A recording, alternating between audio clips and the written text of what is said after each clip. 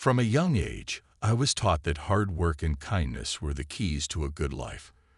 My parents, humble and hardworking, instilled in me the belief that treating others well would always bring good things in return. This simple philosophy shaped my entire life, guiding my choices and relationships. As a child, I would watch my mother tirelessly tend to our home, always with a gentle smile. My father, a quiet man, worked long hours at the factory, but never missed a chance to remind me of the importance of education. "Hard work pays off, Anna," he'd say, patting my head. "You'll see, kindness and effort will get you far." When I met Richard, my future husband, I saw him through the lens of these teachings. He was a coworker, 4 years older, and we married because it seemed like the right thing to do. It wasn't a storybook romance, but it felt stable and safe, like the life I had always known. Our daughter, Emily, was born a year after our wedding. Holding her for the first time, I felt a surge of love and a deep sense of responsibility. She will have everything I didn't, I promised myself, vowing to give her the best life possible. As Emily grew, I left my job to become a full-time housewife. It was a common expectation back then, and I embraced it without question. Richard's job paid enough to get by, and I dedicated myself to creating a warm and loving home for our family. One evening, as I was preparing dinner, Emily, then 8 years old, walked into the kitchen. "Mommy, can I help?" she asked, her eyes bright with curiosity. "Of course, sweetheart," I replied, handing her a small apron. "Let's make a salad together." As we chopped vegetables, Emily's questions filled the room. "Mommy, why do you always do so much for us?" I paused, thinking about how to explain my beliefs in a way she could understand. "Well, Emily, when you care about someone, you do everything you can to make them happy. It's like planting seeds. You work hard and take care of them, and one day you'll see them grow into something beautiful." She nodded thoughtfully, her little hands carefully arranging the salad. "So, you're planting seeds for us?" "Yes, darling," I said, smiling at her. "For you and Daddy." Years passed, and my life revolved around Richard and Emily. I cooked, cleaned, and managed the household with a quiet pride, believing that my efforts were laying the foundation for our family's happiness. The sacrifices I made seemed small in comparison to the joy of seeing Emily thrive and Richard content. One day, Richard came home late, his face tired and distant. I could sense something was off, but he brushed off my concerns. "Just a long day at work," he muttered, avoiding my eyes. Emily, sensing the tension, came and hugged me. "Mommy, it's okay. You're the best mommy ever." Her words warmed my heart, reaffirming my belief in the seeds I was planting. Little did I know, the ground beneath us was starting to shift, and the sacrifices I made would soon be tested in ways I never imagined. Life with Richard settled into a steady rhythm, one that seemed predictable and safe. Every morning, he would leave for work at the insurance company, and I would spend my day taking care of the house and looking after Emily. Our home was modest but comfortable, filled with the everyday sounds of family life. Laughter, footsteps, the clatter of dishes. One evening, after Emily had gone to bed, Richard and I sat at the kitchen table, sharing a quiet moment. The soft hum of the refrigerator filled the silence between us. "Anna," Richard began, breaking the silence, "do you ever think about going back to work?" I looked up, surprised. "I haven't really thought about it." "Why do you ask?" He shrugged, avoiding my gaze. I wonder if you miss it, that's all." I reached across the table and took his hand. "Richard, I'm happy here. Taking care of you and Emily. This is where I belong." He squeezed my hand, but didn't say anything more.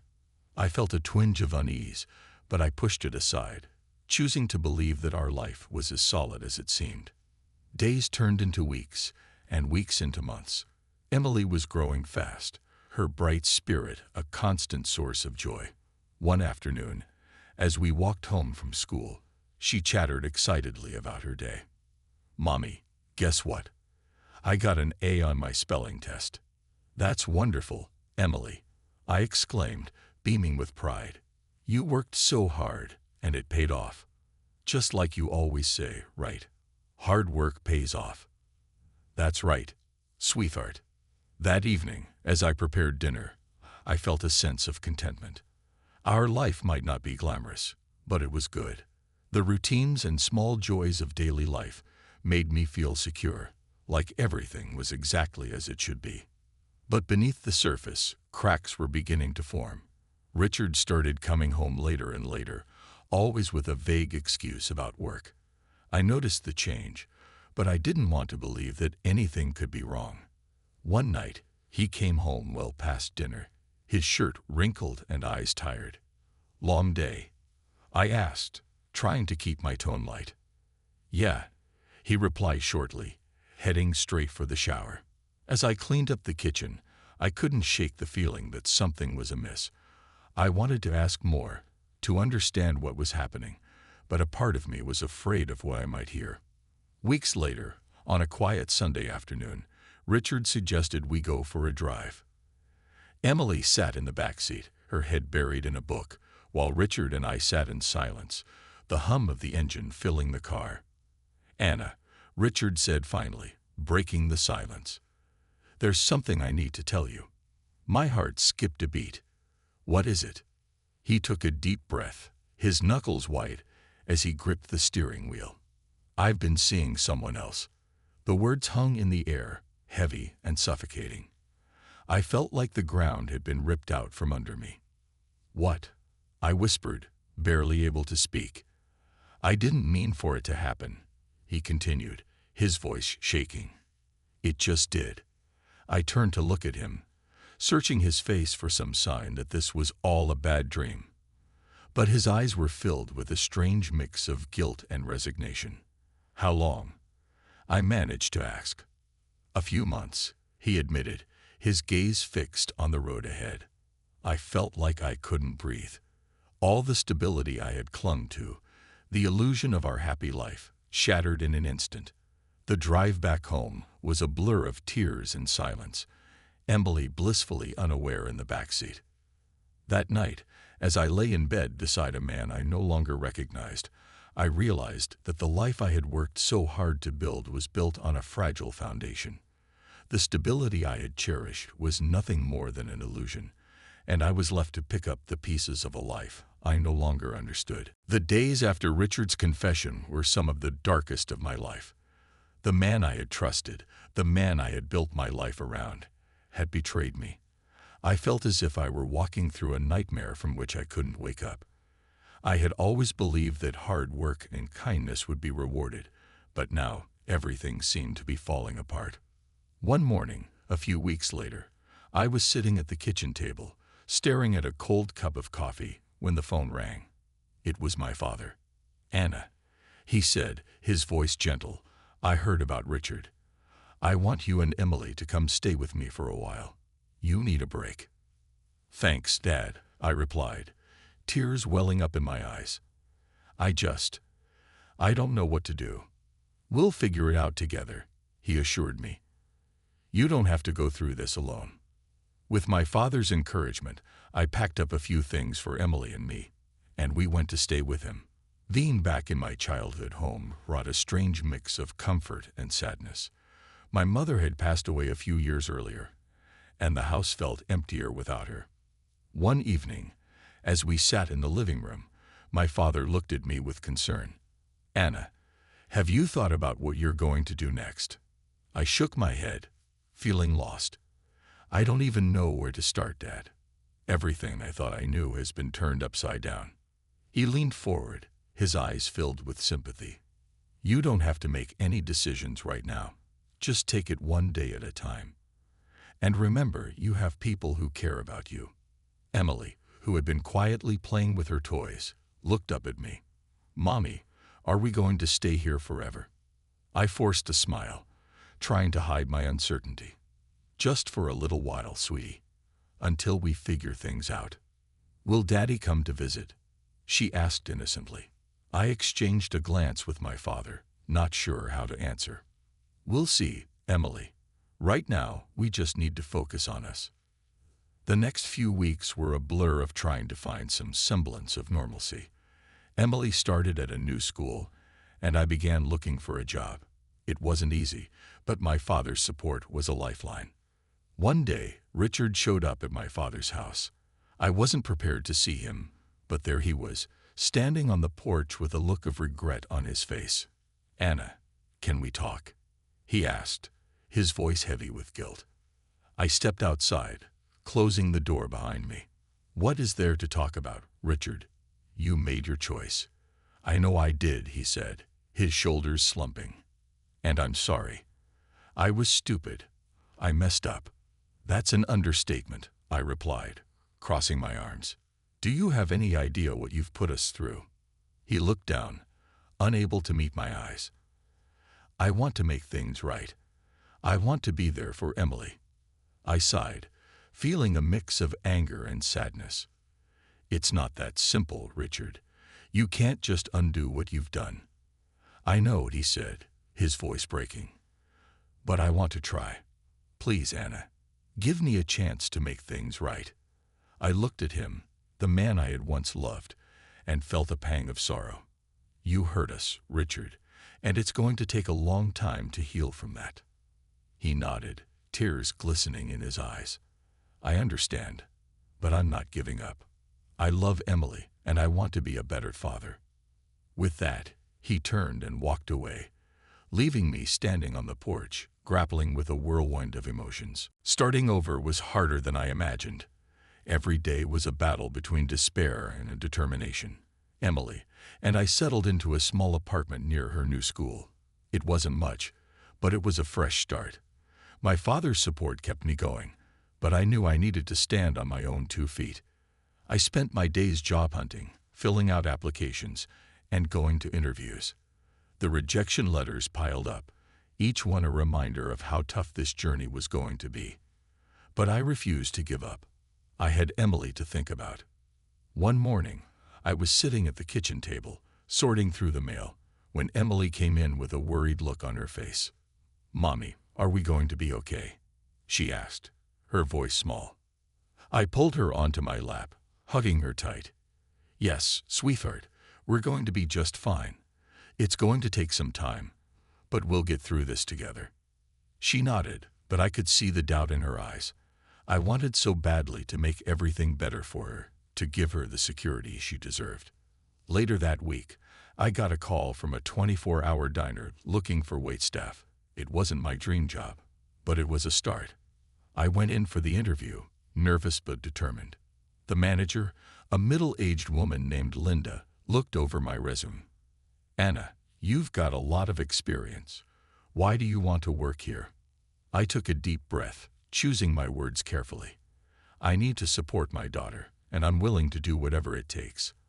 I know it's not glamorous, but I'm a hard worker, and I won't let you down." Linda smiled, her eyes softening. "I like your attitude.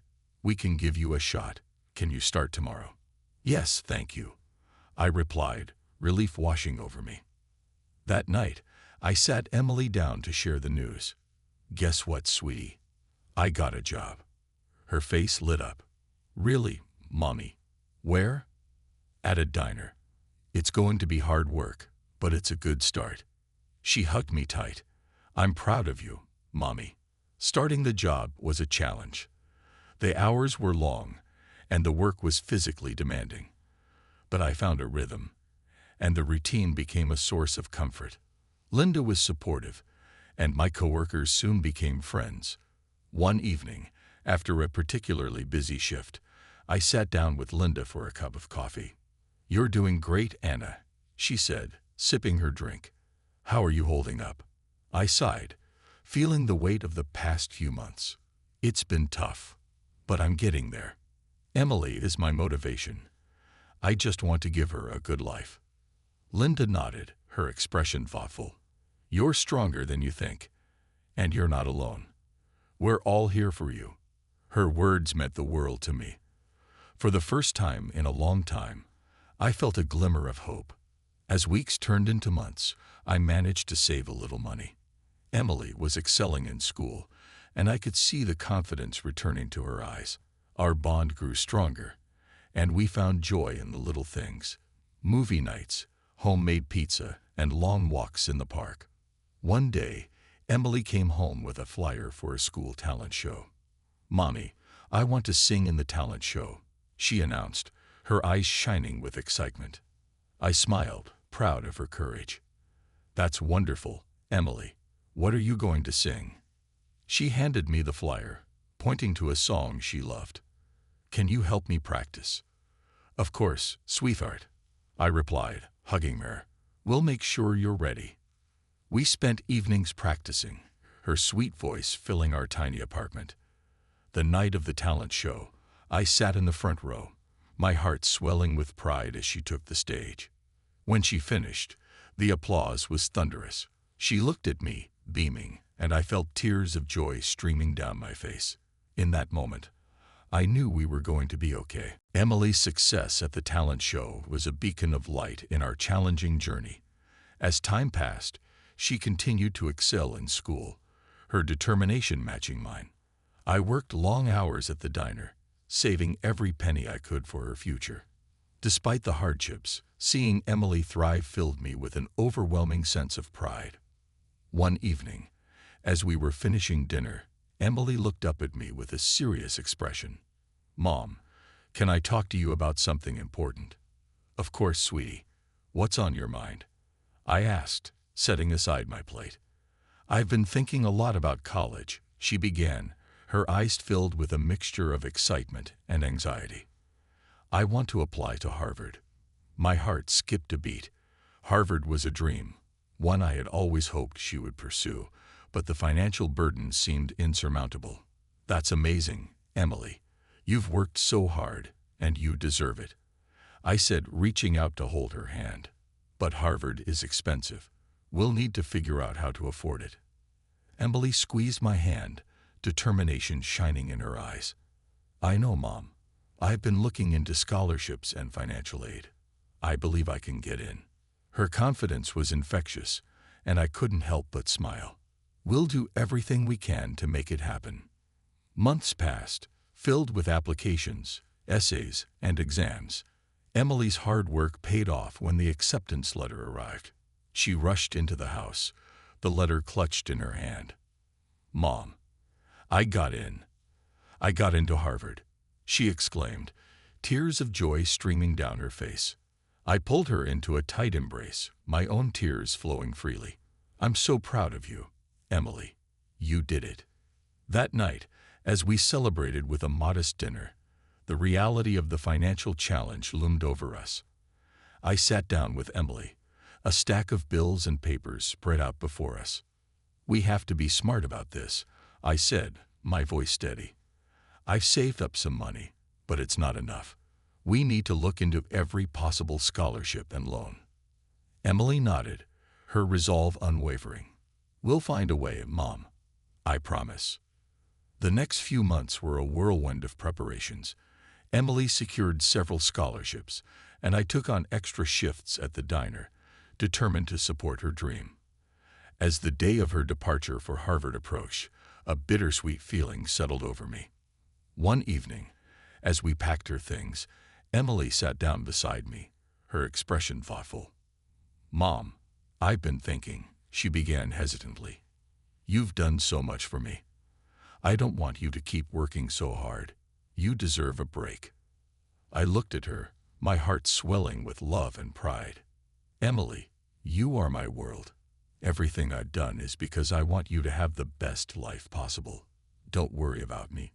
Focus on your studies and make the most of this opportunity." She hugged me tightly, whispering, "I will, Mom. I promise." The day she left for Harvard was one of the hardest days of my life.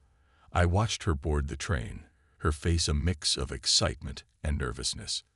As the train pulled away, I waved, fighting back tears. Returning home, the silence was deafening. The apartment felt empty without her laughter and presence. I threw myself into work, the long hours a welcome distraction from the ache in my heart. We kept in touch through phone calls and emails, Her updates about classes, friends, and new experiences were a lifeline, but each call reminded me of how much I missed her. One evening, after a particularly long shift, I received a call from Emily. Her voice was filled with excitement. "Mom, I have some amazing news. I got an internship at a major company for the summer." "That's incredible, Emily. I'm so proud of you," I replied, my heart swelling with pride. "You're doing so well." Her laughter was like music to my ears. "I couldn't have done it without you, Mom. Thank you for everything." As I hung up, a wave of pride and heartache washed over me.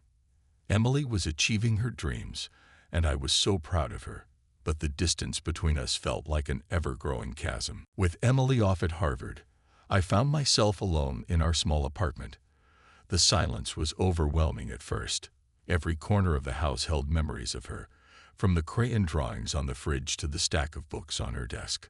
The routine we had shared for so long was gone, leaving a void that I didn't know how to fill. One Saturday afternoon, my friend Linda from the diner called. "Anna, you need a break. Why don't we go for a walk in the park? Get some fresh air."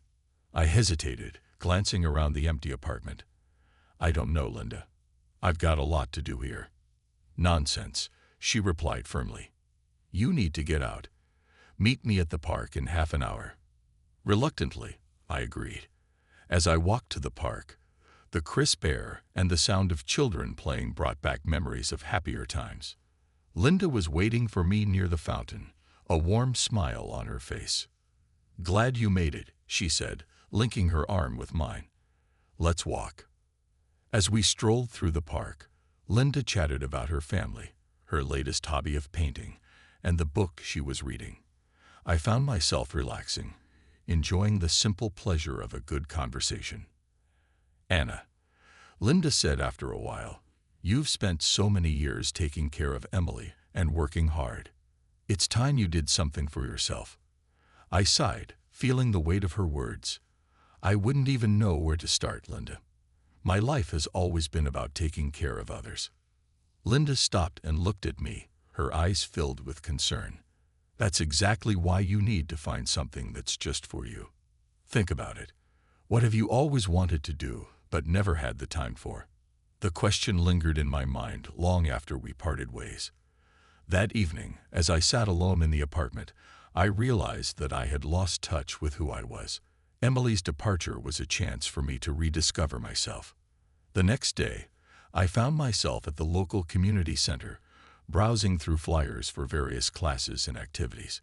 One caught my eye, a beginner's painting class. I had always admired paintings and wondered if I had any talent for it. Taking a deep breath, I signed up. The first class was nerve-wracking, but the instructor, a kind woman named Marie, put everyone at ease. "Art is about expression," Marie said, smiling at the nervous faces around her. "There's no right or wrong. Just put your feelings onto the canvas."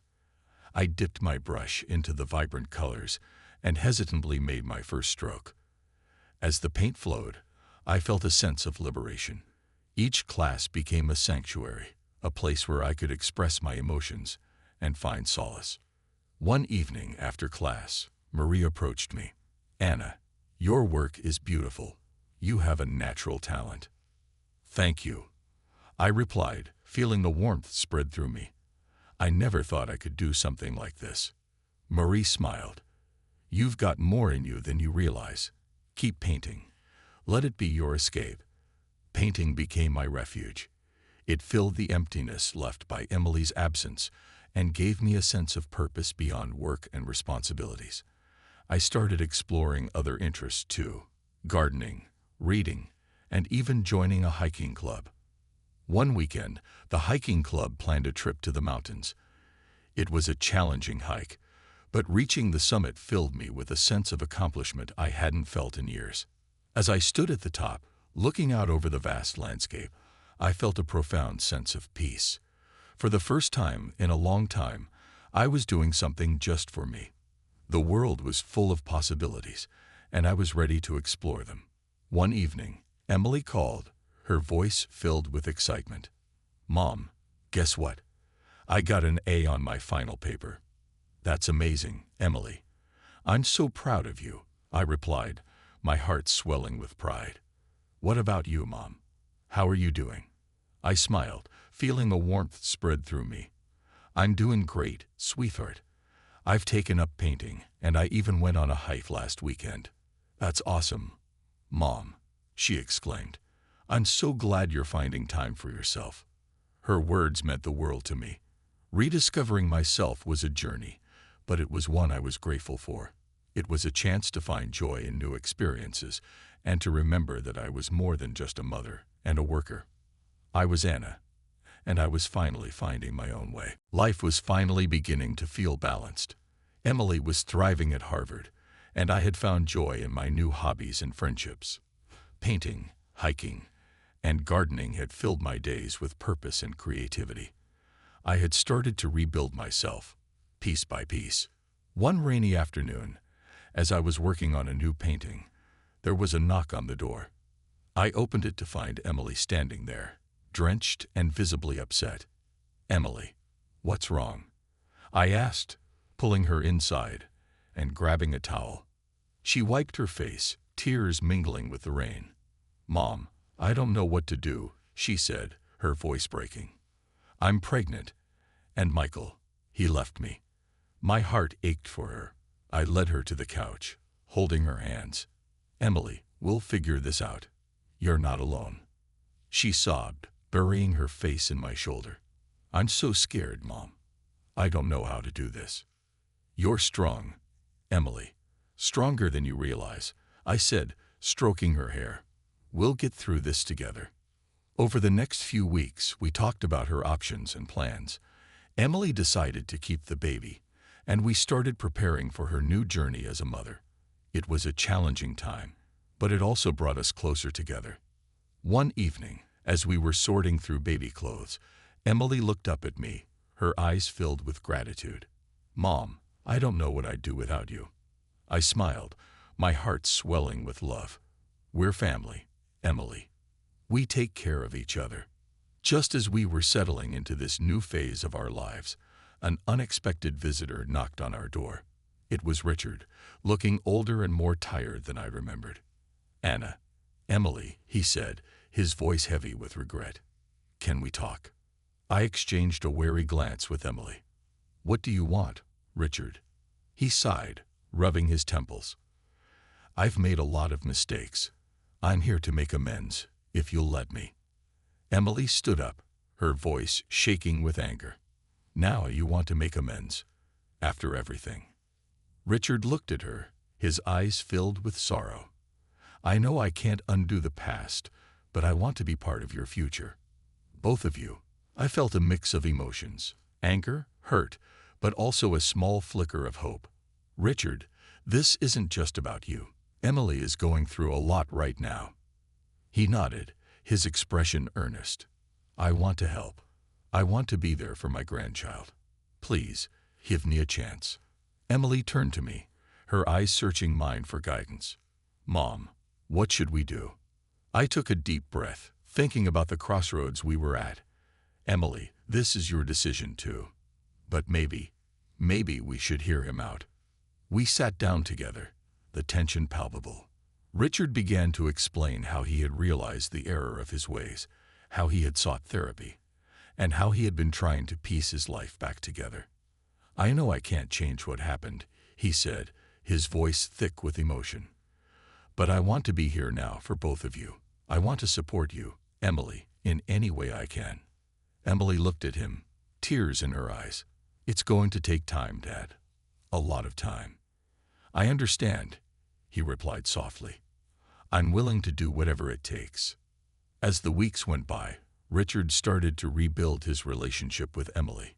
It wasn't easy, and there were many painful conversations, but slowly, trust began to grow. I watched as Emily navigated her pregnancy with a newfound strength, bolstered by the support of both her parents. One evening, as I was painting in my studio, Emily walked in, her belly rounded with the growing life inside her. Mom, I've been thinking a lot, she said, sitting down beside me. What's on your mind, sweetheart? I'm scared of being a mom, she admitted, her voice trembling. But I see how you've handled everything, and it gives me hope.